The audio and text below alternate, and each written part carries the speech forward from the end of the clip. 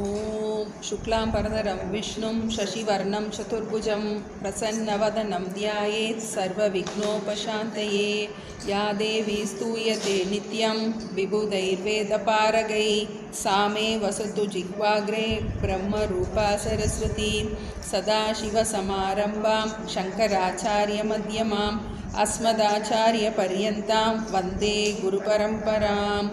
ॐ सहनाववतु सहनौ भुनक्तु सह वीर्यं करवावहै तेजस्विनावधीतमस्तु मा विद्विषावहै। ॐ शान्ति शान्ति शान्तिः। ॐ मातापितृभ्यां नमो नमः। ओम श्री गुरुभ्यो नमः। ओम श्री महागणपतये नमः। ओम श्री महासरस्वत्यै नमः। ओम सर्वेभ्यो देवेभ्यो नमो नमः। ओम सर्वाभ्यो गुरुपरंपराभ्यो नमो नमः। தாயையும் தந்தையும் சத்குருநாதரையும் இஷ்ட தேவதையும் மனதினால் நன்கு பிரார்த்தனை செய்து சித்த சாந்தி தியானம் மானச ஜபம் ஆகியவற்றை சில நிமிடங்கள் அபியாசம் செய்வோமாக.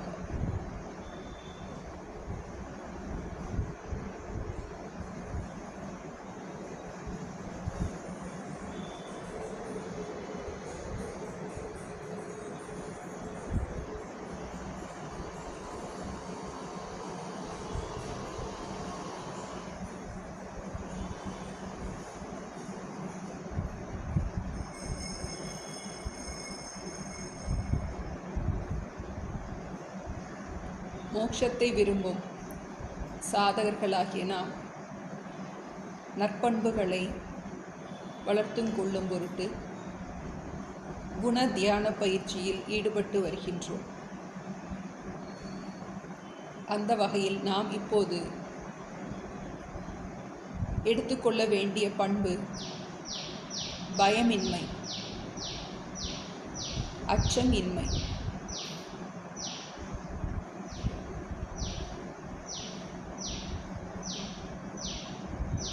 நமக்கு பயத்தை பற்றி ஒரு விழிப்புணர்வு தேவைப்படுகின்றது.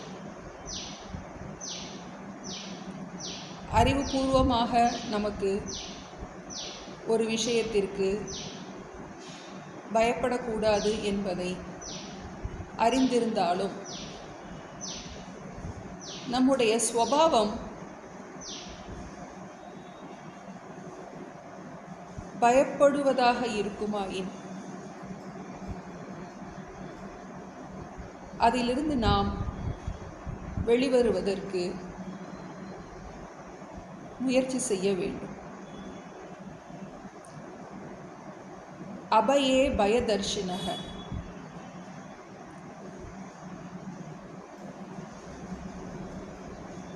அஞ்ஞானி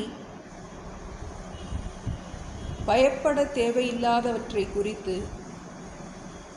பயம் கொள்கின்றான். அபயம் என்பது ஞான லட்சணம்.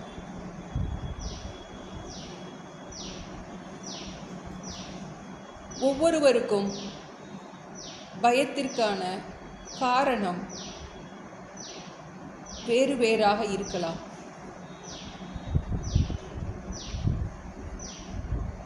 பயத்திற்கான கால அளவு வேறுபடலாம்.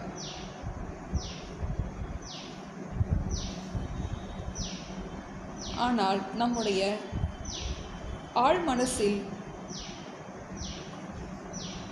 அச்சமின்மை என்னும்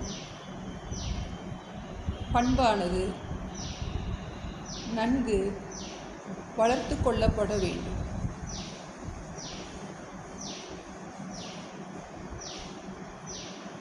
எப்படிப்பட்ட சூழ்நிலையில் நாம் பயம் கொள்கின்றோம் என்பதை தியான சமயத்தில் அமர்ந்து அமைதியாக சிந்திப்போம்.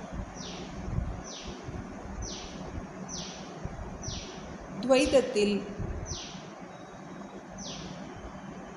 பயம் தவிர்க்க முடியாதது. அந்த பயத்தை பற்றி நாம் ஆழ் மனசில் சில மாற்றங்களை இந்த தியான சமயத்தில் உண்டாக்கும்போது ஆழ்மனதில் உள்ள பயமானது சிறிது சிறிதாக நம்மை விட்டு நீங்கும்.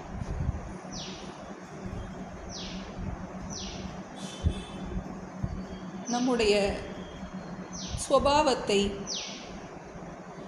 மாற்றி அமைக்க இந்த தியானமானது மிகவும் உபயோகமாக இருக்கும்.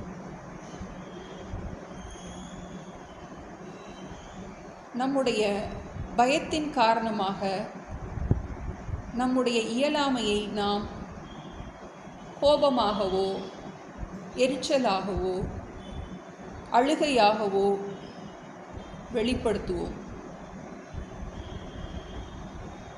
எதிர்மறை உணர்ச்சிகள் நம்மிடம் வெளிப்படும்போது ஆழமாக உள்ளே நோக்கும்போது நாம் ஏதோ ஒரு பாதுகாப்பின்மையை மனதில் உணர்கின்றோம் என்பதை புரிந்து கொள்ள முடியும். ஒரு பாதுகாப்பின்மை காரணமாகவே பயம் தோன்றுகின்றது. ஏதோ ஒன்றை இழந்து விடுவோமோ என்னும் எண்ணமே பயத்திற்கு அடித்தளமாக இருக்கின்றது. சில நிமிடங்கள் இதை ஆழமாக சிந்திப்போம். எதை குறித்து நான் பயப்படுகின்றேன்? எந்த காலத்தில் நான் பயப்படுகின்றேன்? என்னுடைய பயமானது எப்படி வெளிப்படுகின்றது? இந்த பயத்தை பற்றி நாம் புரிந்து கொண்டு இதிலிருந்து வெளிவர முயற்சிக்க வேண்டும். சில நிமிடங்கள் இதை நாம் ஆழ்ந்து சிந்திப்போம்.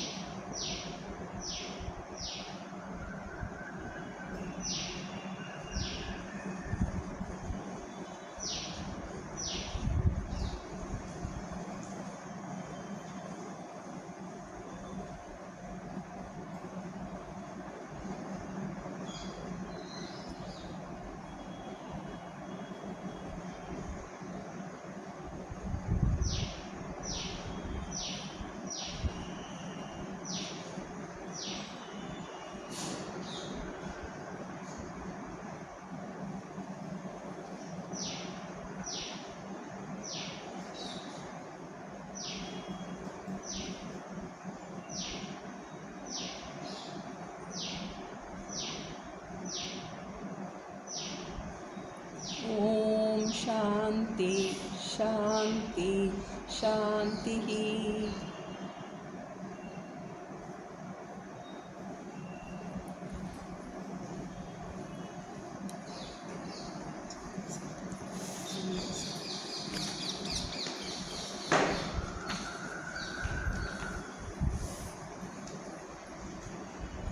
குருர் பிரம்மா குருர் விஷ்ணுः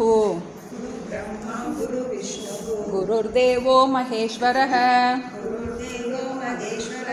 गुरु साक्षात् परब्रह्म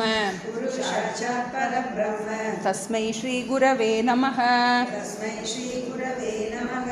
नारायणं पद्मभुवं वसिष्ठं शक्तिं च तत्पुत्रपराशरं च व्यासं शुकं गौडपदं महान्तं गोविन्द योगीन्द्र मतास्य शिष्यं श्री शंकराचार्य मतास्य पद्मपादञ्च हस्तामलकञ्च शिष्यं तं तोटकं वार्तिककारमण्यान् अस्मद्गुरून् सन्ततमानतोऽस्मि श्रुतिस्मृतिपुराणानाम्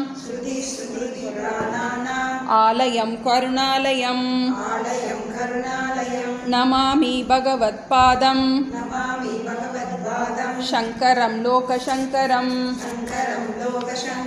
शङ्करं शङ्कराचार्यं केशवं बादरायणं सूत्रभाष्यकृतौ वन्दे भगवन्तौ पुनः पुनः ईश्वरो गुरुरात्मेति मूर्तिभेदविभागिने व्योमवद्व्याप्तदेहाय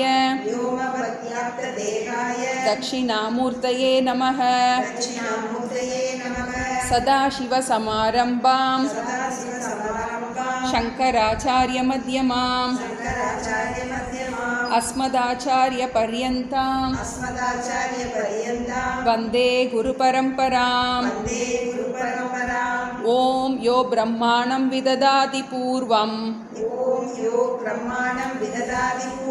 यो वै वेदाश्च प्रहिणोति तस्मै तं ह देवम् आत्मबुद्धिप्रकाशं मुमुक्षुर्वै शरणम् अहं प्रपद्ये। ॐ असतो मा सद्गमय तमसो मा ज्योतिर्गमय मृत्योर्मा अमृतंगमय। ओम शांति शांति शांति।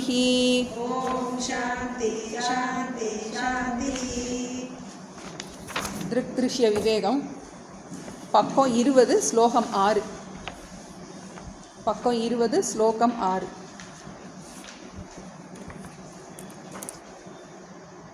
शिक्षाया वेशदो बुद्धौ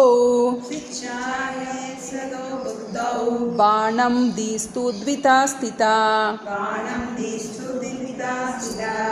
एकाहंकृतिरन्या स्यात् अंतःकरणरूपिणी छायाहंकारयोरैक्यं तप्ताय पिण्डवन्मतं तदहंकारतादात्म्यात् देहच्छेदनतामगात् अहंकारस्य तादात्म्यं चिच्छाया देहसाक्षिभिः सहजं कर्मजं भ्रान्ति जन्यं च त्रिविधं क्रमात् सम्बन्धिनो सतोर्नास्ति निवृत्तिः सहजस्य तु कर्मक्षयात् प्रबोधाश्च निवर्तते क्रमात् उभे। நமக்கு திருஷ்ய விவேகம் அதில் நம்ம பார்ப்பவன் பார்க்கப்படு பொருள் ஆத்மாவை உபதேசிக்கிறதுக்கு இது ஒரு பிரக்ரியா. எப்படி நமக்கு பஞ்சகோஷ விவேகம் அவஸ்தாத்ரய விவேகம் அப்படின்னு பார்க்குறோமோ அது மாதிரி இது திருஷ்யம் பார்ப்பவன் பார்க்கப்படு பொருளை பற்றிய விசாரம் பார்த்துட்டு இது முக்கியமாக அந்த நான்கிறதுல இருக்கின்ற அந்த ஜீவாத்மாவை பற்றின ஆழமான விசாரம் நம்ம பார்த்தோம். 3 பார்ப்பவன் 3 பார்க்கப்படு பொருள் இருக்குன்னு பார்த்தோம். உலகம் பார்க்கப்படு பொருளாக இருக்கு, இந்திரியங்கள் பார்ப்பவனாக இருக்கின்றது. அது பார்ப்பவன் நம்பர் 1. இந்திரியங்கள் பார்க்கப்படுகின்றது, அதை பார்ப்பது மனம். மனம் பார்ப்பவன் நம்பர் 2. மனதை பார்க்கும் சாட்சி பார்ப்பவன் நம்பர் 3. 3 பார்ப்பவன் 3 பார்க்கப்பொருள் இருக்கு. இதில் இந்திரியங்களும் மனமும் பார்ப்பவனாகவும் இருக்கின்றது, பார்க்கப்படு பொருளாகவும் இருக்கின்றது அப்படிங்கிறத பார்த்துட்டோம். இந்திரியங்கள் மூலமாக பார்க்கப்படுகின்ற பொருள் அநேகமாக இருக்கின்றது. கண்ணால் பார்க்கப்படுற விஷயங்கள் வேற வேற இருக்குது. ஆனால் அந்த இந்திரியம் ஒன்று தான் பார்த்தோம். அதே மாதிரி மனதினால் அறியப்படும் அந்த உணர்ச்சிகள் பலவாக இருக்கின்றது. பார்ப்பவன் ஒன்று தான். 3வது சாட்சியாகிய அந்த மெயினான ஆள் அதை என்ன பண்ண முடியாது, யாரும் பார்க்க முடியாது. அது பார்ப்பவனாக மட்டுமே இருக்கின்றது அப்படிங்கிறத பார்த்தோம். 3 பார்ப்பவனுடைய இலக்கணத்தை பார்த்தோம், லட்சணம் அதை பார்த்து முடிச்சிட்டோம். அதுக்கப்புறம் எப்படி இந்த பார்ப்பவன் உண்டாகின்றான் அப்படிங்கிறத பார்த்தோம். ஏன்னா இது ரொம்ப சூக்ஷ்மமான இடம். நமக்கு இதெல்லாம் நம்ம குழப்பி வச்சுருக்கோம். நம்ம எங்கே நமக்கு குழப்பம் வருது, ஏன்னா நமக்கு வேதாந்தத்திலோட முக்கியமான லட்சியம் என்ன அப்படின்னா மனசு மித்தியான்னு சொல்கிறது தான். ஏன் நமக்கு பிரச்சனை எல்லாமே எதில் இருக்குது, மனசில் தான் இருக்குது. மனோபாரம். அந்த மனசு மித்தியான்னு சொல்லணும் அப்படின்னா மனசுனா என்னன்னு நமக்கு நல்லா தெரியும். இப்போ இதுலேருந்து எப்படி நம்ம விடுபடுவது அப்படின் போது இதுக்குரிய அறிவை கொடுப்பதன் மூலமாக மனசுனா என்ன அப்படிங்கிற நன்றாக ஆழமாக பிரித்து நம்ம என்ன பண்ணுறோம், புரிஞ்சுக்கணும். இப்போ இந்திரியங்கள் தனியாக செயல்பட முடியாது. எல்லாமே என்ன பண்ண முடியும், கூட்டு குடும்பம் மாதிரி சேர்ந்து தான் என்ன பண்ண முடியும், ஒரு செயல்படணும் அப்படின்னா 3மே தேவை நமக்கு. சாட்சி எதுலேயுமே பங்கெடுத்துக்கிறது கிடையாது. அது என்னவா இருக்குது, சாநித்தியம் மாத்திரமாக இருக்குது. சாட்சி இல்லைன்னா மனசு இல்லை, மனசு இல்லைன்னா இந்திரியங்கள் இல்லை, ஒன்றுமே என்ன பண்ண முடியாது. எல்லாம் 3ம் சேர்ந்து இருந்தால் தான் என்ன பண்ண முடியும், விவகாரம் பண்ண முடியும். நமக்கு புரிஞ்சுக்கணும், இந்திரியங்கள் தனியாக செயல்பட முடியாது. என்ன பண்ணுது, மனசுகிட்டேருந்து கடன் வாங்கி இந்திரியங்கள் செயல்படுகின்றது. மனசு என்ன பண்ணுது, சாட்சியிட்டிருந்து கடன் வாங்கி செயல்படுகின்றது. உண்மையிலேயே சேதன தத்துவமாக இருப்பது அந்த சாட்சி மட்டும்தான். ஆனால் அது என்ன பண்ணுறதில்ல, செயல்படுவதில்லை. அது என்னவா இருக்குது, அகர்த்தாவாக இருக்குது. அது சாநித்திய மாத்திரத்தினால என்ன பண்ணுது, மற்ற 2ம் இதனுடைய சேத்தனத்தன்மையை கடன் வாங்கி என்ன பண்ணுது, அந்த மனசு சேத்தனம் மாதிரி செயல்படுகின்றது, இந்திரியங்கள் சேத்தனம் மாதிரி செயல்படுகின்றது. உண்மையிலேயே மனசும் இந்திரியங்களும் ஜடம். அதுக்கு என்ன கிடையாது, சுயமாக அதால் என்ன பண்ண முடியாது, செயல்படவே முடியாது. இது ரொம்ப சூக்ஷ்மமான இடம். இது நமக்கு நல்லா புரியணும். இப்போ நமக்கு எப்படி இந்த பார்ப்பவன் 3 பார்ப்பவனில் அந்த சாட்சி எப்படி வந்ததுன்னு நம்ம சொல்ல முடியாது. ஏன்னா அது மட்டும்தான் இருக்குது. அது தோன்றவும் இல்லை, மறைவதும் இல்லை அப்படின்னு நம்ம பார்த்தோம். அந்த எத்தனாவது பாட்டில் பார்த்தோம், 5வது ஸ்லோகத்தில் பார்த்தோம். அந்த சாட்சி வளர்ச்சியை அடைவதில்லை, தேய்வதில்லை, அது ஸ்வயம் பிரகாசமாக இருக்கின்றது. அது எப்பவும் இருக்குது. அப்புறம் அந்த மனசும் இந்திரியங்களும் பார்ப்பவனாக எப்படி மாறுகின்றது, ஜடமான மனசும் ஜடமான இந்திரியங்களும் எப்படி சேத்தனமாக ஆகின்றது அப்படிங்கும்போது முதல்ல அந்த சிதாபாசன்கிற ஒன்று கொண்டு வரார். அதான் என்ன பார்த்தோம், அதனுடைய சாயா. இப்படி ஒரு கண்ணாடி வச்ச உடனே என்ன பண்ணுது, அந்த மேலே இருக்க சூரியனுடைய பிரதிபிம்பம் உண்டாகிற்று. இப்போ மனசுங்கிறது ஒரு உபாதின்னு பார்த்தோம். அந்த மனசுங்கிற உபாதியில் சைத்தன்யத்துடைய பிரதிபிம்பம் அதில் என்ன இருக்குது, அந்த கண்ணாடியில் அந்த பிரதிபிம்பம் தெரிகின்றது. அந்த கண்ணாடியவோ அந்த பிரதிபிம்பத்தை என்ன பண்ண முடியாது, பிரிக்கவே முடியாது. அதுபோல் மனசையும் சிதாபாசனையும் என்ன பண்ண முடியாது, நம்மளால் பிரிக்க முடியாது. இப்போ என்ன பண்ணுது, இந்த மனசு என்ன பண்ணுது, சைத்தன்யத்திட்டிருந்து அந்த சேத்தனத்தன்மையை கடன் வாங்கி என்ன பண்ணுது, தேகத்துக்கு கொடுக்குது, இந்திரியங்களுக்கு சப்ளை பண்ணுதுன்னு பார்த்தோம். அப்படி ஒரு கண்ணாடியில அந்த சூரியனுடைய பிரதிபிம்பத்தை ஒரு இருட்டு ரூம்குள்ளே இது நம்ம பண்ணி பார்க்கலாம். நிறைய பேர் இதுக்கு பண்ணி பார்த்தா நல்லா புரியும். அது எப்படி அது ஒளிர்கின்றதோ அந்த ரூம் என்ன, அது இருட்டு ரூம்குள்ளே வெளிச்சம் வந்துடுது. அதுபோல் என்னாகின்ற இந்திரியங்களுக்கெல்லாம் ஒரு சேத்தனத்தன்மை வருகின்றது, அறியும் தன்மை வருகின்றது. இப்போ எப்படி அறியும் தன்மை வருகின்றது அப்படின்னா, கடன் வாங்கி இங்கிட்டிருந்து கடன் வாங்கி அங்கிட்டு கடன் கொடுத்து என்ன பண்ணுது, ஒரு ஃபேக்ட்ரி மாதிரி என்ன பண்ணுது, ஒரு செயல்பாடு நடக்கிட்டு. இப்போ என்ன பார்த்துட்டு இருந்தோம், இந்த அகங்காரம் அந்த மனசில் 2 அம்சம் இருக்குது அப்படிங்கிறத பார்த்தோம். 6வது திரும்ப அதுலேருந்து 6லேருந்து பார்ப்போம். இந்த சைத்தன்யத்தின் பிரதிபிம்பம் மனசில் படும்போது என்னாகின்றது, அதுக்கு அறியும் தன்மை உண்டாகின்றது அப்படின்னு பார்த்துட்டோம். பார்ப்பவன் நம்பர் 2 எப்படி உண்டாகின்றது, சைத்தன்யத்திலிருந்து மனசு கடன் வாங்கும்போது அதுக்கு பார்க்கும் தன்மை உண்டாகின்றது. அதை 2 விதமாக பிரிக்கிறோம் அப்படின்னு பார்த்தோம். ஒரு அம்சம் அகங்கார அம்சம், இன்னொன்று அந்த கர்ணார் அம்சம். ஒன்று அகம் விருத்தி, இன்னொன்று அந்நிய விருத்தி அப்படின்னு பார்த்தோம். இப்போ இதில் அகங்கார அம்சத்தை பற்றி இப்போ விசாரம் பண்ணிகிட்டு இருக்கோம். இந்த அகங்காரம், அந்த நான் அப்படிங்கிற அந்த அம்சம், அந்த மனதினுடைய அகங்கார அம்சத்துக்கு எல்லாமே பார்த்தோம். நம்ம எல்லாமே கூட்டுக்கலாணிகள்னு பார்த்துருக்கோம். நம்ம என்ன பண்ணுறது, ஒன்றை சார்ந்து இருக்குது.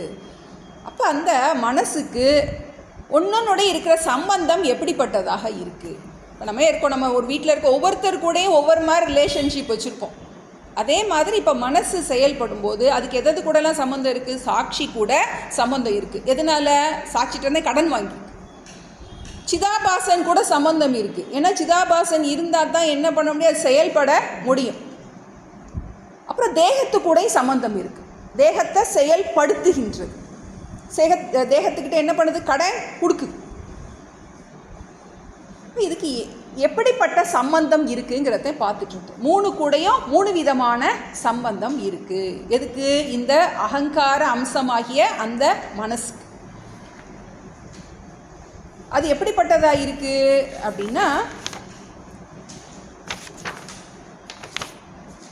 கர்மஜம், சகஜம், கர்மஜம், பிராந்திஜம் அப்படின்னு பார்த்தோம். இந்த மனசு 3 கூடையும் சம்பந்தம் இருக்குது.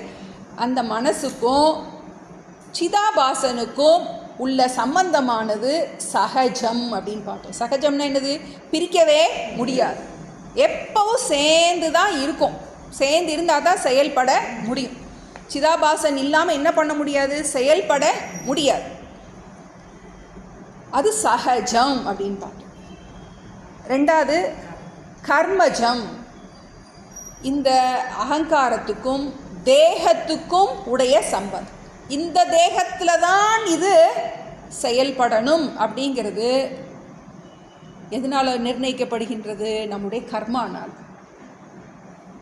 இந்த ஜென்மாக்குள், இந்த பாடிக்குள்ளே தான் இது செயல்பட முடியும். இந்த ரூம்குள்ளே டார்ச் அடிக்கிறோம், அந்த ரூம்குள்ளே டார்ச், ஒவ்வொரு ரூம்குள்ளே டார்ச் அடிக்கிற மாதிரி.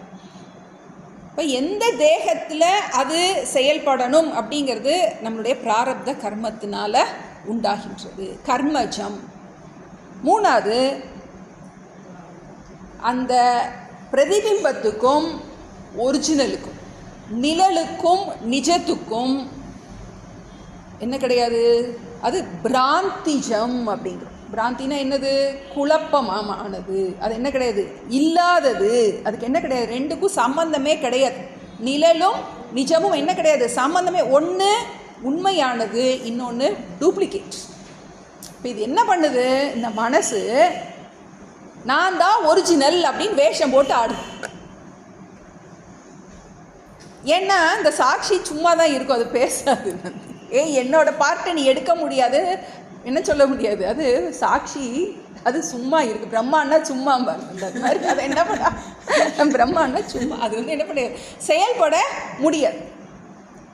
இப்போ இந்த மனசு என்ன பண்ணுது, அதுகிட்டருந்து கடன் வாங்கிட்டு நான் தான் எல்லாம் அப்படிங்கிற மாதிரி ஒரு ரோல் ப்ளே பண்ணிக்கிட்டு இருக்குது அப்படிங்கிறத பார்த்தோம். 3 விதமாக பார்த்தோம். நம்ம அந்த நானை 3 விதமாக பார்க்குறோம். நான் மனசை பார்க்குறேன் அப்படிங்கும்போது எதை குறிக்குது, அந்த சாட்சியை குறிக்குது. அப்புறம் எனக்கு இது என் கண்ணு தெரியல அப்படின்னு நான் சொல்லும்போது நான் எதை குறிக்கிறேன்? மனசை குறிக்கிறேன். நான் சிவப்பு கலரை பார்க்குறேன் அப்படிங்கும்போது என்னுடைய கண்ணை அது நானை மாற்றி மாற்றி மாற்றி பார்க்கணும். நான் ஒரு ஹோம்ஒர்க் கொடுத்தேன், இத்தனை பேர் பார்த்துட்டு வந்தீங்க. பஞ்சதசியில் நம்ம அந்த நான்கிறதுல என்னெல்லாம் பார்த்தோம் அப்படிங்கிறத, இந்த நான்கிற 2 அம்சம் பார்த்தோம். முக்கிய நான், அமுக்கிய நான். நானை 2ஆக பிரித்தோம், முக்கிய நான், அமுக்கிய நான். முக்கிய நான்கிறது என்னது? இந்த மாதிரி குழப்பி நம்ம தப்பாக பார்க்கறதுக்கு அவர் முக்கிய நான். அஞ்ஞானியோடைய நான் முக்கிய நான், ஞானியுடைய நான் அமுக்கிய நான் பார்த்தோம். அமுக்கிய நானை 2ஆக பிரித்தோம். திரும்பவும் அது என்ன பார்த்தோம் நம்ம? வியாபகாரிக நான், லௌகிக நான், வைதிக நான் 2 பார்த்தோம். லௌகிக நான், வைதிக நான். இப்போ ஞானி நான் சொல்லும்போது, நான் ஊருக்கு போனேன் அப்படின்னு சொல்லும்போது அவருக்கு என்ன தெரியுது? கிளியராக தெரியும், நான் உடம்பு தான் போச்சு அப்படிங்கிறது தெரியும். அது மாதிரி அகம் பிரம்மாஸ்மின்னு அவர் சொல்கிறார், பாடம் எடுத்தார்னா அவர் என்ன பண்ணிடுறாரு? உடம்பை விட்டுட்டு எதை விடக்கூடாதோ அதை பிடிச்சிக்கிட்டு நான் சொல்கிறாருன்னு பார்த்தோம். அது ஒரு மாதிரி அந்த நான் விசாரம் திரும்ப ஒருக்க ஞாபகப்படுத்திக்கிறேன். ஏன்னா படித்ததெல்லாம் அப்பப்போ ஞாபகப்படுத்திக்கிட்டே ரிலேட்டடாக இருக்கிறது ஏன்னா ரொம்ப நாள் ஆச்சு படித்து முடிச்சு. ஆனால் முக்கியமான விஷயம், ஏன்னா நம்ம கரெக்ஷன் பண்ண வேண்டியது இந்த நானில் தான் நம்ம மாற்ற வேண்டியது, வேறு எதுவுமே கிடையாது. இந்த நானில் தான் நம்ம வச்சுருக்கிற அந்த தப்பான அறிவு நமக்கு மாற்றும். அதுதான் நம்ம என்ன பண்ணுறோம்? பிரயத்தனம் பண்ணுறோம் இந்த நானை மாற்றுறதுக்கு தான். அப்போ இதில் ஒரு மாதிரி இந்த நானை எப்படி நம்ம தப்பாக வச்சுருக்கோம், அதை நம்ம எப்படி கரெக்டாக ஃபிக்ஸ் பண்ணுறது? இப்போ இதில் நம்ம இந்த மனசு, அதாவது அந்த அகங்கார நானுக்கு 3 இதோட சம்பந்தம் இருக்குது. சாட்சி கூட சம்பந்தம் இருக்குது, சிதாபாசனோட சம்பந்தம் இருக்குது, தேகத்தோட சம்பந்தம் இருக்குது. சாட்சி கூட இருக்கிறது பிராந்திஜம். உண்மையில் அதுக்கும் என்ன கிடையாது? சம்பந்தமே கிடையாது. ஏன்னா ஒன்று ஒரிஜினல், இன்னொன்று டூப்ளிகேட். அப்புறம் தேகத்துக்கும் அகங்காரத்துக்கும் உடையது கர்மஜம். சிதாபாசனுக்கும் அகங்காரத்துக்கும் உடைய சம்பந்தம் சகஜம். சரி, இப்போ இதில் நம்ம கரெக்டாக பிரிக்கணும். குழப்பி வச்சுருக்கோம், கொசர் என்ன பண்ணி வச்சுருக்கோம்? அந்த நான் போட்டு என்ன பண்ணியிருக்கு? தப்பாக பயன்படுத்தி பல ஜென்ம பழக்கத்தாலே இந்த நான் என்ன பண்ணியிருக்கோம்? தப்பாக யூஸ் பண்ணி நான் தப்பான ஐடென்டிஃபிகேஷனையே என்ன பண்ணிகிட்ருக்கோம்? யூஸ் பண்ணிகிட்ருக்கோம். இப்போ அதை கரெக்டாக பிரிக்கிறது எப்படி அப்படிங்கிற சொல்லி கொடுக்குறேன். இப்போ எதை பிரிக்கலாம், எதை பிரிக்க முடியாதுங்கிறத சொல்லிடுறேன். இந்த அகங்காரத்தையும் சிதாபாசனையும் பிரிக்கவே முடியாது, அது எப்பவும் சேர்ந்து தான் இருக்கும். இந்த அகங்காரத்தையும் தேகத்தையும் எப்போ பிரிக்க முடியாது? அது கர்மத்தினால் உண்டானது. அப்போ எப்போ முடியாது? கர்மம் நாசமாகும்போது. கர்மம் நாசமாகும்போது இந்த பாடியிலேருந்து என்னாது? விடுதலை கிடைக்குது. இந்த அகங்காரத்துக்கும் இந்த தேகத்துக்கும் உள்ள சம்பந்தம் எப்போ இதோ அது பிரியும்? இந்த பாடிக்கு பிராரப்தம் முடியும் போது, கர்மம் முடியும் போது வேற பாடிக்கு அது போயிடணும். வீட்டுக்காரன் காலி பண்ண சொல்லிடுறாங்கிறது மாதிரி என்னாச்சு? இந்த பாடியில் வாசாம்சி ஜீர்ணானின்னு படிக்கிறோம். இந்த பாடியில் அதுக்கு இந்த சம்பந்தம் என்னது? கர்மஜம்னு பார்த்தோம். கர்மத்தினால் உண்டானது எப்போ போகும்? கர்மம் நாசமாகும்போது.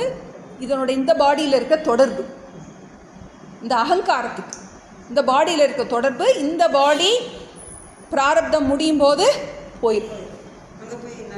இன்னொரு ஆமாம், அங்கே போய் நான் சொல்லி ஆட்டம் போட்டுக்கிட்டு இருக்கோம். நான் பிறந்தேன் வச்சேன்னு என்ன பண்ணிகிட்டு இருக்கோம்? அதுக்குள்ளே போயிட்டு அந்த நான் போயிட்டுருக்கோம். இப்போ இந்த சாட்சிக்கும் இந்த அகங்காரத்துக்கும் உள்ள அந்த தொடர்பு, அதை மட்டும்தான் இப்போ நம்ம ஹேண்டில் பண்ண முடியும். மற்ற ரெண்டையும் ஹேண்டில் பண்ண முடியாது. இது எதனால் உண்டானது? அறியாமையினால் உண்டானது. மற்ற ரெண்டையும் ஒன்றுமே பண்ண முடியாது. இந்த தேகத்துக்கும் இந்த நானுக்கும் உள்ள சம்பந்தத்தை ஒன்றும் பண்ண முடியாது. அது கர்மா முடிகிறது வரைக்கும் அது இருக்கத்தான் செய்யும். அது மாதிரி இந்த மனசும் நம்ம எவ்வளோ நாள் உயிரோடு இருக்கோமோ அவ்வளோ நாள் மனசு இருக்கும். சிதாபாசனம் இருக்கிறது வரைக்கும் மனசும் சிதாபாசனம் என்ன இருக்குது? ரெண்டும் பிரியாமல் இருக்குது, பிரிய முடியாததாக இருக்குது. ஒரு காயினோட 2 பக்கம் மாதிரி நம்ம சொல்கிறோம். அது மாதிரி என்ன, அது ரெண்டும் என்ன பண்ண பிரிக்க முடியாது. அப்போ அதை அப்படியே ஏற்றுக்கொள்கிறோம், அது அப்படி தான் செயல்படும். தேகத்துக்கும் அகங்காரத்துக்கும் உள்ள சம்பந்தம் இந்த பிராரப்தம் முடிகிற வரைக்கும் இந்த பாடியில் தான் நான் இருந்தாகணும். எனக்கு பிடிக்குதோ பிடிக்கலையோ, ஓட்டையோ உடச்சலோ குடைச்சலோ என்ன குடைச்சல் கொடுத்தாலும் சரி என்ன பண்ண முடியாது, சரி இந்த வீடு மோசமான வீடாக இருக்குது அப்படின்னு அடுத்த வீட்டுக்கு போகிற மாதிரி எப்போ அதுக்குரிய பிராரப்தம் வருமோ அது வரைக்கும் இந்த உடம்புக்குள்ளே தான் நான் வாழ்ந்து ஆகணும். அப்போ என்ன பண்ண முடியாது, அதை ஒன்றும் பண்ண முடியாது, என்ன ட்ரபிள் கொடுத்தாலும் சரி. இப்போ நம்ம மாற்ற வேண்டியது எங்கே அப்படின்னா இந்த பிராந்திஜம், இந்த சாட்சிக்கும் அந்த அகங்காரத்துக்கும் அந்த நிழலுக்கும் நிஜத்துக்கும் என்ன கிடையாது, மொட்டைத்தலைக்கும் முழங்காலுக்கும் முடிச்சு போட்ட மாதிரின்னு நம்ம சொல்கிறோம் இல்லையா, அது மாதிரி நம்ம என்ன பண்ணுறோம், எதை நான் சொல்லணுமோ அதை நான் சொல்ல மாட்டேன், அகங்காரத்தையே நான் நம்ம சொல்லிட்டோம். இப்போ இந்த இடத்துல குழப்பத்தை சொல்லியிருக்க, இப்போ இன்னும் எப்படி தீர்வு சொல்ல போகிறாரு. இப்போ 3 விதமான சம்பந்தம் இருக்குது, இந்த அகங்காரத்துக்கு 3 கூட சம்பந்தம் இருக்குது. ஒன்று சகஜம், இன்னொன்று கர்மஜம், இன்னொன்று பிராந்திஜம். இப்போ நம்ம சரி பண்ண வேண்டியது இந்த பிராந்தியை தான் நீக்கணும், மற்ற ரெண்டையும் ஒன்றும் பண்ண முடியாது. அதைத்தான் பண்ண போகிற, எப்படி நம்ம அதை சரி பண்ண போகிறோம். அடுத்து 10வது ஸ்லோகம். இந்த சம்பந்தம் புரிஞ்சிருச்சு, இது வரைக்கும் புரிஞ்சிருக்கும்னு நினைக்கிறேன். இது ஆழமான விஷயம், மெதுவாகவே போவோம் நமக்கு. இப்போ நம்ம 9 முடிச்சிட்டோம் இல்லையா, முடிக்கலையா? சகஜம் கர்மநாசம் முடிச்சிட்டோமே, நம்ம கர்மநாசம் முடிச்சிட்டோம். எப்படி எது நீக்கிறோம் அப்படிங்கிறத பார்த்துட்டோம் நம்ம. ஏன்னா சிதாபாசனுக்கும் அந்த மனசுக்கு அகங்காரத்தையும் பிரிக்க முடியாதுன்னு பார்த்துட்டோம். மனசுக்கும் தேகத்துக்கும் உடையது கர்மநாசம். அடுத்தது சாட்சிக்கும் அந்த அகங்காரத்துக்கும் உடையது ஞானம் உதயம் ஆவதால்னு பார்த்தோம். ஞானம் வந்ததுக்கப்புறம் அஞ்ஞானத்தின் காரணமாக சம்பந்தம் இருக்கிற மாதிரி நினைக்கிறோம், ஞானம் வந்ததுக்கப்புறம் அது நீங்கிடுது. இப்போ அடுத்ததில் நம்ம இது எப்படி செயல்படுகின்றது, எல்லா குழப்பத்துக்கும் மாட்டிக்கிட்டு நடுவில் இருக்கிறால தான் என்ன பண்ணுவோம், நான் பார்ப்போம் 2 பக்கமும் உரலுக்கு ஒரு பக்கம் இடி, மத்தளத்துக்கு 2 பக்கம் இடிங்கிறது மாதிரி சில நேரம் அப்படி தான் ஆகும். நம்ம லைஃப்லேயே வாழ்க்கையில் 2 பக்கமும் ஹஸ்பண்ட் ஒன்று சொல்லலாம், பிள்ளையை ஒன்று சொல்லலாம், இந்த பிள்ளை ஒன்று சொல்லும், அந்த பிள்ளை ஒன்று சொல்லும், அந்த மாதிரி என்ன பண்ணுறோம், 2 பக்கமும் இடிபடுற மாதிரி இருக்கும். அது மாதிரி இந்த மனசு என்ன பண்ணுது, நடுவில் இருக்குது. அதான் எல்லா குழப்பத்துக்கும் நமக்கு, ஏன்னா அதனால தான் அது கஷ்டப்படுது. என்ன பண்ணன்னு தெரியாமல் நம்ம அதுலேயே எல்லா கஷ்டத்தையும் அது மேலே போட்டு வச்சுருக்கோம். இப்போ அது எப்படி செயல்படுகின்றது அப்படிங்கிறத சொல்கிறார். இப்படிலாம் ஆழமாக யோசிச்சிருக்காங்கங்கிறத நம்ம பார்க்குறோம். 10வது ஸ்லோகம். அஹங்காரலயே சுப்தௌ பவே தேஹோப்யச்சேதனஹ அஹங்கார விகாசார்த்தஹ. அந்த இடத்துல இது விசர்க்கம். ஸ்வப்ன சர்வஸ்து ஜாகரஹ அஹங்காரலயே சுப்தௌ பவேத் தேஹோப்யச்சேதனஹ அஹங்கார விகாசார்த்தஹ ஸ்வப்ன சர்வஸ்து ஜாகரஹ. இப்போ நம்மளுடைய அப்படியே வாழ்க்கை எப்படி இருக்குது அப்படிங்கிறத சுருக்கமாக சொல்கிறார். எல்லாரும் 3 அவஸ்தைக்குள்ளே தான் மாட்டி மாட்டி முடிச்சுக்கிட்டு, அவஸ்தைகள் தான் நம்மளை அவஸ்தைப்படுத்துது. பிறந்ததுலேருந்து இறக்குறது வரைக்கும் இந்த 3 அவஸ்தைக்குள்ளே தான் இருக்கோம். ஒன்று முழிச்சிருக்கோம், இல்லாட்டி தூங்குகிறோம், இல்லாட்டி கனவு காண்றோம். அதான் சொல்கிறேன், இந்த அகங்காரம் எப்படி செயல்படுகின்றது. சுப்தௌ அகங்காரலயே தேஹ அப்பி அச்சேதனக. சுப்தௌனா ஆழ்ந்த தூக்கத்தில், சுஷுப்தியில் அகங்காரம் என்ன ஆயிருக்கு, ஒடுங்கி. நான் இருக்கேனாங்கிறதே தெரியல, அந்த எண்ணமே இல்லாமல் இருக்கேன். அந்த சமயத்தில் தேகமும் கூட அச்சேதனமாக ஜடமாக இருக்கின்றது. அதுதான் அதனுடைய ஒரிஜினல் ஃபார்ம், ஜடம்தான். தூங்கும்போது என்ன இருக்குது, தேகம் ஜடமாக இருக்கின்றது. எப்போ, ஆழ்ந்த தூக்கத்தில். நல்லா தூங்கும்போது நான் இருக்கேனாங்கிறதே எனக்கு தெரியல. இது ஒரு மனசோட ஒரு நிலை, ஒடுங்கி இருக்கு. அகங்கார அர்த்த விகாசக ஸ்வப்னக. அகங்காரத்தோடைய அர்த்த விகாசம், அர்த்தம்னா பாதி, விகாசம்னா மலர்ச்சி, பாதி செயல்பாடு. ஸ்வப்னம் தூக்கத்தில் கனவு காணும்போது என்ன இருக்குது, நமக்கு பாதி தான் நமக்கு செயல்பாடு இருக்குது. மனசு வேலை பார்க்குது, உடம்பு வேலை பார்க்கல. அர்த்த விகாசக, பாதி செயல்பாடு மட்டும் நடக்குது கனவுல.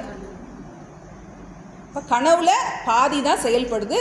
என்ன பண்ண மாட்டோம், நம்ம இந்த சரீரத்தை பயன்படுத்துறது. ஸ்தூல சரீரம் பயன்படலை, சூக்ஷ்ம சரீரம் மட்டும் பயன்படுது. எப்போ? ஸ்வப்னத்தில். அது என்னது? அகங்காரத்தின் பாதி அளவு மலர்ச்சி. மலர்ச்சின்னா என்னது? செயல்பாடு. அது எப்படி செயல்படுது? எப்படி கனவு வருது? ஏதோ நம்ம வாழ்க்கையில் ஏற்பட்ட பதிவுகள், என்னென்னமோ கனவு வரலாம். வாழ்க்கைக்கு சம்பந்தம் இல்லாத விஷயம் கூட கனவுல வரலாம். சாஸ்திரம் என்ன சொல்லுது அப்படின்னா, போன ஜென்மால இருக்கின்ற பதிவு உனக்கு வரலாம், போன கல்பத்தில் நீ இருந்த பதிவு கூட வரலாம். அதெல்லாம் என்ன செய்யுது? அது நமக்கு பதிவுகளாக வருது. அதான் சொப்னத்துக்கு அவஸ்தையாகும்.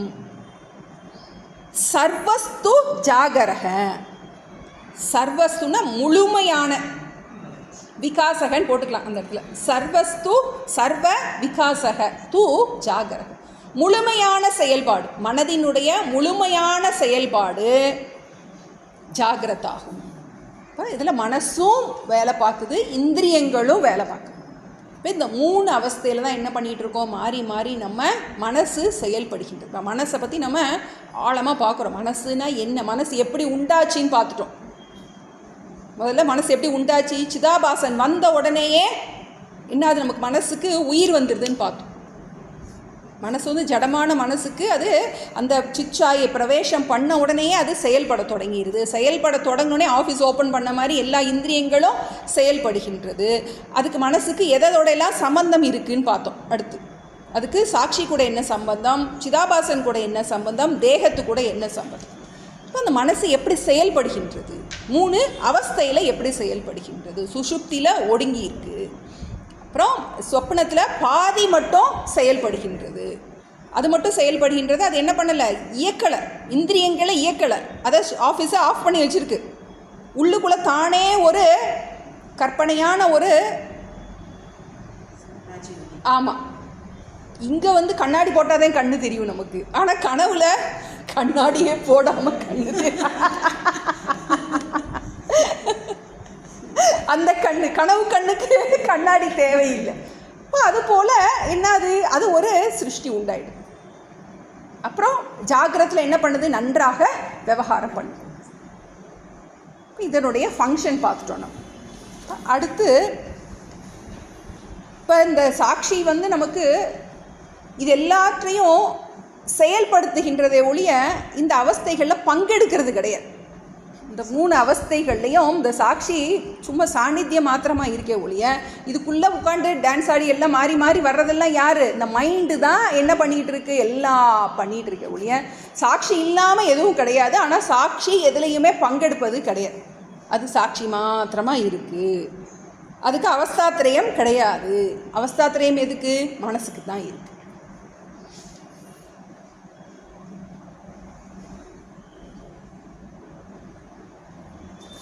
இப்போ அடுத்து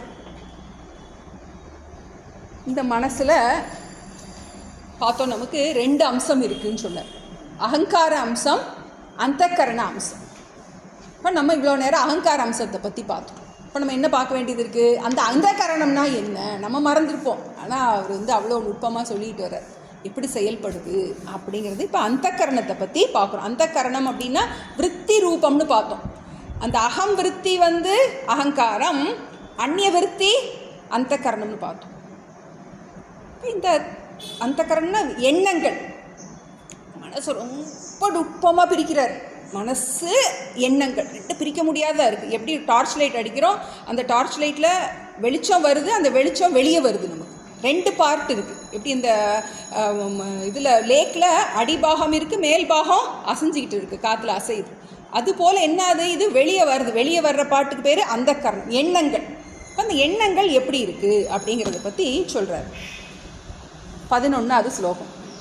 அந்தகரணவிருத்திஷ்ச சிச்சாயைக்யமாகதா சிச்சாயைக்யமாகதா சிதிஷ்சாயைக்யமாகதா வாசனா கல்பயேத் ஸ்வப்னே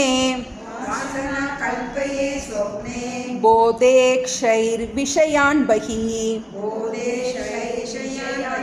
அந்தகரணவிருத்திஷ்ச சிதிச்சாயைக்யமாகதா வாசனா கல்பயேத் ஸ்வப்னே போதேக்ஷைர்விஷயான் பஹி. இப்போ இந்த விருத்தி அம்சம் எப்படி செயல்படுகின்றது? இப்போ அந்தகரண இது அகங்கார அம்சத்தை பார்த்துட்டோம். இப்போ இந்த விருத்தி அம்சம் எப்படி செயல்படுகின்றது? அந்தகரண விருத்திஹி ச சிதிச்சாயா ஐக்கியம் ஆகதா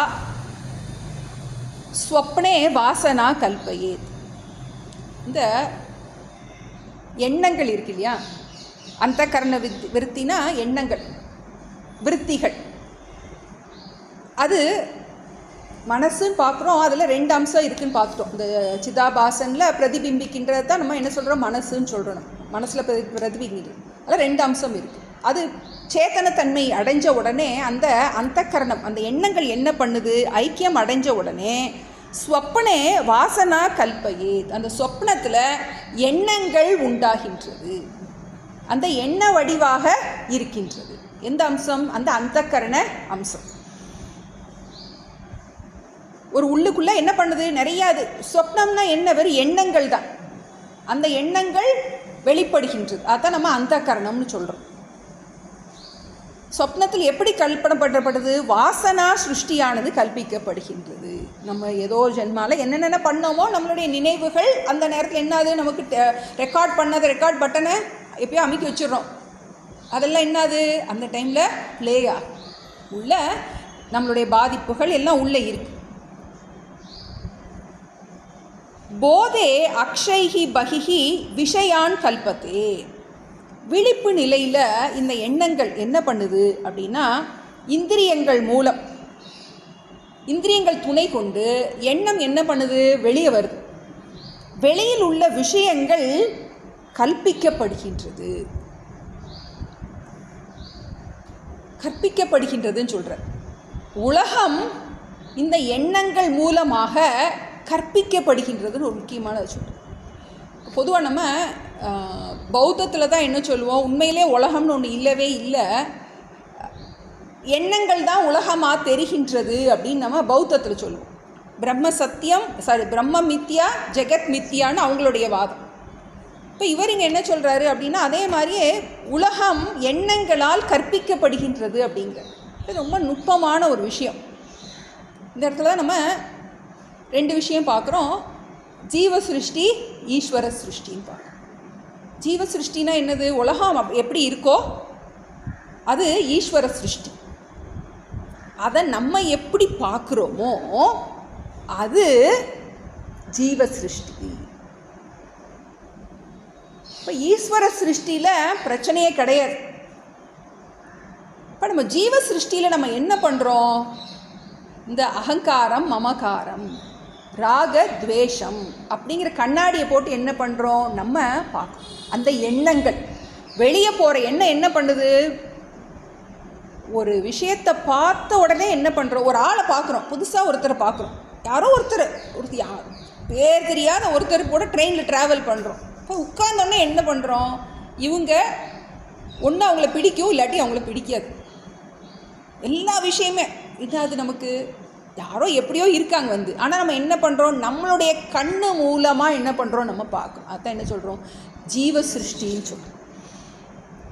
இப்போ இந்த ஃபோன் வந்து கடையில் இருக்கும்போது எனக்கு ஒன்றும் பிரச்சனை கிடையாது. இப்போ என்கிட்ட வந்துருச்சு அப்படின்னா அது என்ன பண்ணிடு, அது என்னுடையதுன்னு ஆயிடும். அப்போ அதில் இருக்க சுக துக்கம் எல்லாம் என்னவாயுது, என்னை சேர்ந்ததாக இருக்கின்றது.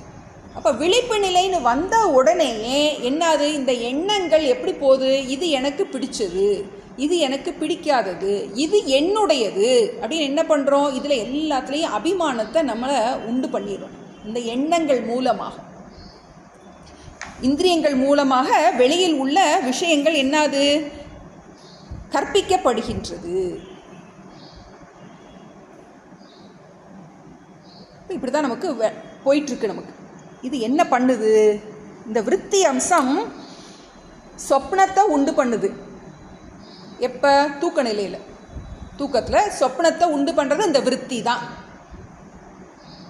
விழிப்பு நிலையில் என்ன பண்ணுது, எல்லா பிரச்சனைக்கும் காரணமாக இருக்கின்றது இதுதான். ஏன்னா நமக்கு நம்மளை தனியாக ஆக்கிடுது. நான் என்ன வேறாகவும் என்னுடையது அப்படின்னு என்ன பண்ணிடுறோம், நம்ம பிரித்து வச்சிடும். எண்ணங்கள் தான் பிரச்சனையாக இருக்குது நமக்கு. கடைசியில் என்ன பண்ணுது, என்ன தாட்ஸ் தான் எனக்கு ஏன் நம்ம கூடயே நம்மளால் இருக்க முடியல. அடுத்து என்ன பண்ணுறோம், ஃபோனை எடுத்துடுறோம். கொஞ்சம் நேரம் நான் என்னையவே மறக்கணும் அப்படிங்கிறதுக்கு என்ன பண்ணிடுறோம், ஏதோ மெடிடேஷன் பண்ணுறோம், என்னமோ பண்ணி என்ன பண்ணிடுறோம், அது டைவர்ட் பண்ணுறது. ஏன்னா என் கூட எனக்கு இருக்க முடியல. விழிப்பு நிலை. அடுத்து சுஷுப்தியில் எண்ணங்கள் இருக்கா இல்லையா அப்படிங்கும்போது எண்ணங்கள் ஒடுங்கி இருக்குன்னு சொல்கிறோம். சாஸ்திரம் சொல்லுது எல்லா எண்ணமும் ஒடுங்கி இருக்குது, ஆனால் 1% மட்டும் இருக்கான். அதனால தான் நான் நல்லா தூங்கினேன் அப்படின்னு, எனக்கு எந்த எண்ணமும் இல்லை அப்படின்னு ஏதோ ஒன்றுக்கு தெரிகிறது. இதில் சொல்லலை, ஆனால் இருக்குது. அது அதுவும் இல்லைன்னா பிரம்மம் ஆயிடும். அப்புறம் அது ஏதோ ஒன்று, அந்த 1% மட்டும் அது என்ன, அது மைண்டு ஒரு சட்டிலான அமௌண்ட் அங்கே இருக்குது. 3 அவஸ்தையிலே மனசோட செயல்பாடு எப்படி இருக்குன்னு பார்த்துட்டோம். சொப்ன அவஸ்தையில் வாசனையினால் எண்ணங்கள் வருகின்றது. இதில் நமக்கு ஜாகிரத அவஸ்தையில் நம்மளுடைய ராகத்வேஷத்தின் காரணமாக எண்ணம் வருது வந்துக்கிட்டே இருக்கே. நமக்கு எண்ணங்கள், இந்த ஜெகத்து ஒரு சிருஷ்டி நம்மளே உண்டாக்கிட்டு இருக்கோம். இறைவனோட சிருஷ்டியில் நம்ம ஒரு சிருஷ்டியை உண்டாக்கும். அப்புறம் சுஷுப்தியில் கொஞ்சோண்டு இருக்குது. எது, இந்த அந்த கரணம் எப்படிப்பட்டதாக இருக்குது, எப்படி செயல்படுகின்றது, அந்த விருத்தி அம்சம், அந்த விருத்தி அம்சம் எப்படி செயல்படுகின்றது அப்படிங்கிறத பார்த்துட்டோம். இப்போ அடுத்து 12ல் ஒரு முக்கியமான விஷயத்தை சொல்கிறேன். இப்போ நம்ம ஏற்கனவே இதெல்லாம் கைவிலை நவநீதத்தில் கொஞ்சம் படித்த விஷயந்தான். இப்போ மனசு அப்படின்னு வரும்போது அதை நம்ம எந்த சரீரத்தில் போடுறோம், நம்ம சூக்ஷ்ம சரீரத்தில். சூக்ஷ்ம சரீரம் வரும்போது அதில் என்னென்னலாம் இருக்குது நமக்கு தெரியும். 5 கர்மேந்திரியங்கள், 5 ஞானேந்திரியங்கள், 5 பிராணன், மனசு, புத்தி. இதெல்லாம் என்ன பண்ணிடுறோம், நம்ம சூக்ஷ்ம சரீரத்தில் போட்டோம். அதான் இப்போ அடுத்ததில் சொல்ல போகிறேன். இந்த அவஸ்தாத்திரயம் இருக்கு இல்லையா, இந்த 3 அவஸ்தைகளையும் மனசை சார்ந்ததுன்னு நம்ம சொல்கிறோம். இது சூக்ஷ்ம சரீரத்தை சார்ந்ததுன்னு அடுத்து சொல்ல போகிறார். கொஞ்சம் குட்டி பேதம்தான். மனசுக்கும் சூக்ஷ்ம சரீரத்துக்கும் அந்த அவஸ்தாத்திரயம்ங்கிறது சூக்ஷ்ம சரீரத்தை சார்ந்தது. 12வது ஸ்லோகம். மனோஹங்கிருத்யுபாதானம்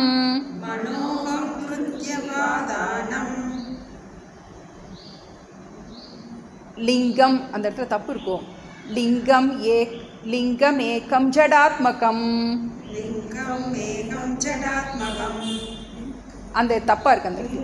ஆமாம், லிங்கம், ஆமாம், லிங்கம் ஏகம் ஜடாத்மகம்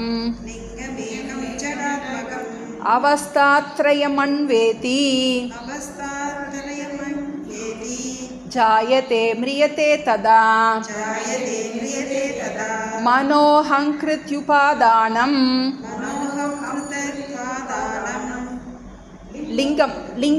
லிங்கமேகம் ஜடாத்மகம் அவஸ்தாத்ரயமன்வேதி ஜாயதே மிரியதே ததா. ஏன்னா நமக்கு இந்த சூக்ஷ்ம சரீர அபிமானம்ங்கிறது ரொம்ப ஆழமாக இருக்கும். நிர்வாண ஷட்கத்தில் முதல்ல என்ன சொல்கிறார் வந்து மனோ புத்தி அகங்கார சித்தானி நாகம்னு சொல்கிறார். ஏன்னா அது ரொம்ப நுட்பமான விஷயமாக இருக்குது. இப்போ இந்த இடத்துல அகங்கிருத்தி மன உபாதானம் ஜடாத்மகம் ஏகம் லிங்கம்.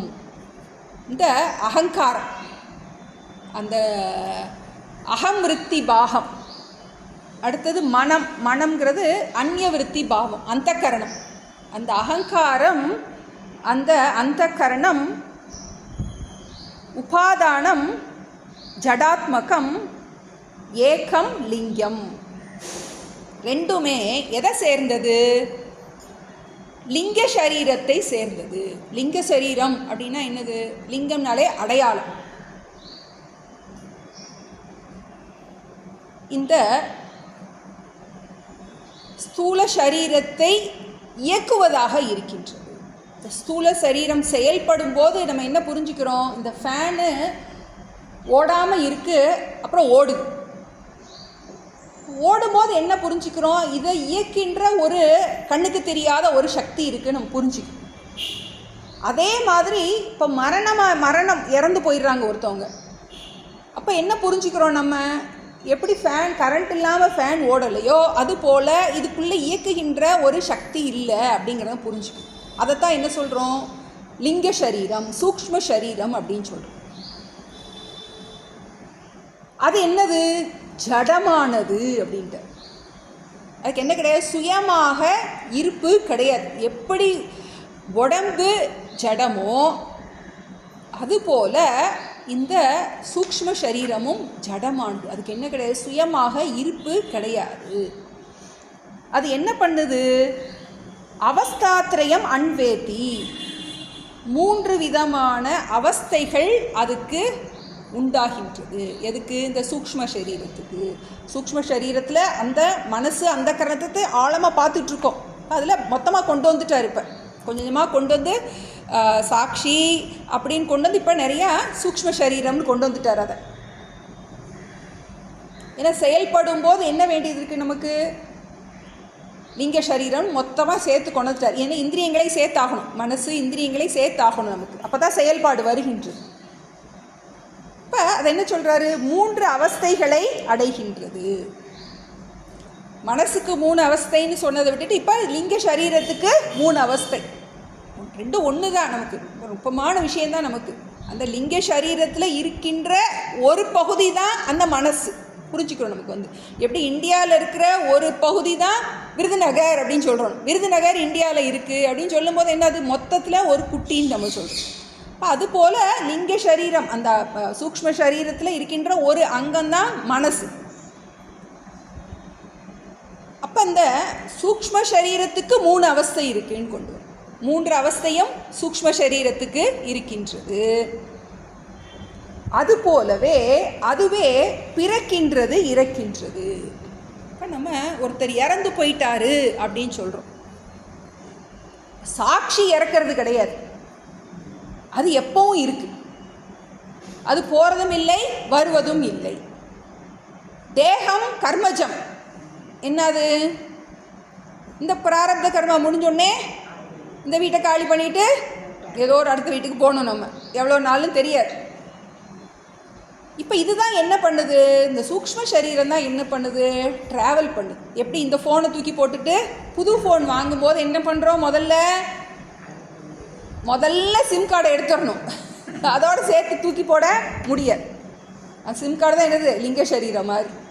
என்ன பண்ணுறோம்? அதுதான் ட்ராவல் பண்ணிக்கிட்டே இருக்குது. எத்தனை ஃபோன் மாற்றிட்டோம், ஆனால் என்ன பண்ணியிருக்கோம்? அதே சிம் கார்டை மைக்ரோங்கிறேன், அதுங்கிறேன், இதுங்கிறேன், மாற்றி என்ன பெருசாக வச்சுருந்தாங்க, அப்புறமாட்டி சின்னதாக வச்சுருந்தாங்க, இப்போ அதை விட சின்னதாக குட்டி குட்டியாக என்ன பண்ணிகிட்ருக்கோம். ஆனால் என்ன பண்ணுது? அந்த சிம் கார்டு முக்கியம். அது மாதிரி என்ன பண்ணுது? அதுதான் பிறப்பு இறப்பு எடுப்பதற்கு காரணமாக இருக்கின்றது. எது? இந்த சூக்ஷ்ம சரீரம். அது என்னது? ஜடம். புரிஞ்சுக்கணும், அது ஜடம். இப்போ என்ன பண்ணுறோம் நம்ம? இப்போ இனிமேல் எதுக்காக இப்போ இப்படி பிரிச்சுக்கிட்டு இருக்கோம் அப்படின்னா, சம்சாரத்துக்கு காரணம் என்ன அப்படிங்கிறது நம்ம புரியணும். இப்போ நம்ம எவ்வளோ சாஸ்திரம் படிச்சிருக்கோம். இப்போ நமக்கு இவ்வளோ சாஸ்திரம் படித்ததுக்கப்புறம் நம்ம மனசு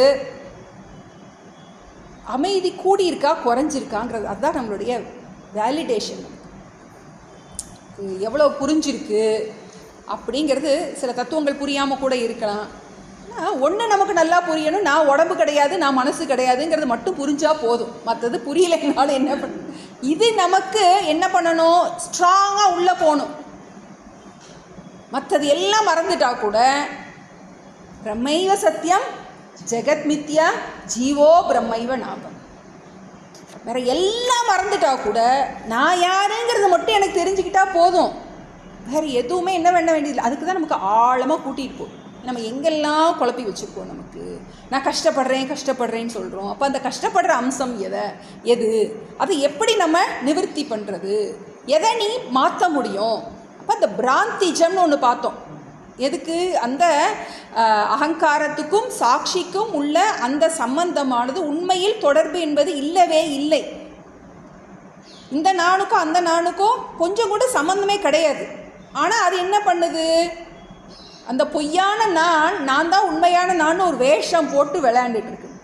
அப்போ அதை நமக்கு நல்லா பிரித்து கொடுக்குற ஆழமான விஷயமாக தான் இருக்குது. நம்ம நிதானமாக பொறுமையாக படிப்போம். நம்ம அடுத்த கிளாஸில் பார்ப்போம். ஓம் ஈஸ்வரோ குருராத்மேதி மூர்த்திபேத விபாகினே व्योमवत् व्याप्तदेहाय दक्षिणामूर्तये नमः।